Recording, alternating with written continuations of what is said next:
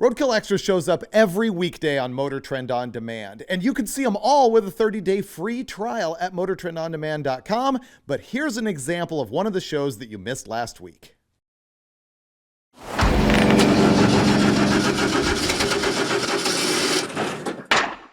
I'm being dinner right now, dude. How's that Zika virus treating you? Oh man, I don't think it's made it this far north yet. So this is gonna be kind of a quaint Roadkill Extra. The problem with my life, as if I can complain, is that when we're out shooting Roadkill or doing Power Tour and Drag Week and stuff like that, usually we don't have time to actually see America. I've been just about everywhere and haven't seen much of it. But this time we're on Drag Week 2016. I'm here with my friend Brian Lohnes. We're doing the live feed video announcing from Drag Week. He's also from bangshift.com. And we're adventuring. On this trip, we've been looking at old drag strips because we're like duking it out.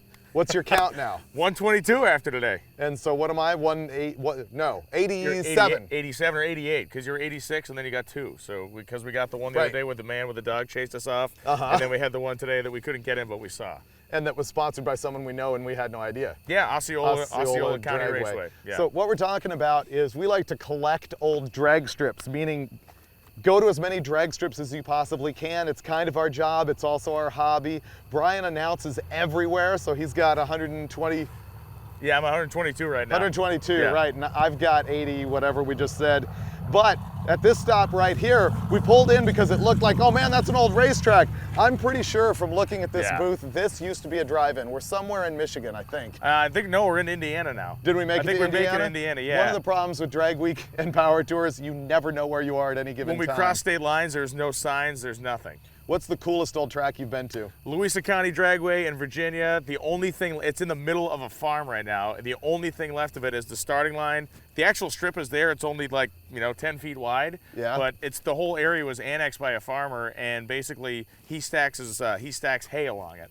So to find this place, my wife and I and my kids were looking for it. We had to use Google Earth, and we counted the hedgerows as we were driving down a road, stopped, walked into a farm, and all of a sudden we were standing on the starting line of a drag strip. That sounds like a very romantic vacation. It was not. It was not at all. My wife was very angry. Have you been to George Ray's? I have been to George Ray's. George Ray's Wildcat drag strip.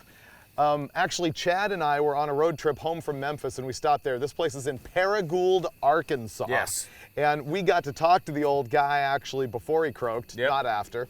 And he had a bean field. Yes. And he was a drag racer. And honestly, he went to a couple of the early NHRA drag safari events. Yep. And he was like, safety, you're irritating me. I'm just going to go ahead and handle this program on my own. So he took his bean field. Did you know it was actually a quarter mile at one time? I know they ran up until like the middle 60s maybe or something like that, right? Yeah. He dragged the thing out to a full quarter mile. Are you mosquito proof? I'm getting eaten here. No, I'm just a man. All right, that stopped me dead in my tracks. Back to Paragould, Arkansas. So he built a quarter-mile drag strip in his backyard, ultimately shortened it up to an 1/8 mile, and this place basically is like running right here. It's brutal. Yeah, you can find, if you Google image search George Ray's, you'll see people in dragsters with beers in their hand, wearing no shirts and having their belts on. You'll see videos of dudes sitting 3 inches from a guy doing a burnout, drinking a beer, getting totally engulfed in smoke. The place is unbelievable. One of our Drag Week guys took the restored Mr. Norm's, the Bell Dodge car. Brian Coleman on nitromethane, swept out the rosin, did burnouts and the whole works there. Yep. So good adventures. And I guess the whole moral of the story is when you're out road killing and you're not having video follow you everywhere, you want to just go ahead and stop and see everything you possibly can. Because I regret when I was in my teens back in the 80s and I would go on road trips all the time, there'd be things I didn't even realize. The Lockheed plant was in the town where I live. It was there forever. I never bothered to look at it. Then it's torn down, and now I wish I had gone and checked it out. So America's here. You should have a look. Brought to you from Radical Old Drive-In somewhere in the middle of we don't know where. And the other piece of advice is if there's mosquitoes around, just man up and act like a grown-up. This is why no one likes you. All right, we're out. See you next time on Roadkill Extra. You're gonna have the Zika, not me. Here's what you missed last week on Roadkill Extra, exclusively on Motor Trend On Demand. This is Derek Mueller's Toyota Land Cruiser. What makes it fantastic is it has a 408 small block Mopar in it.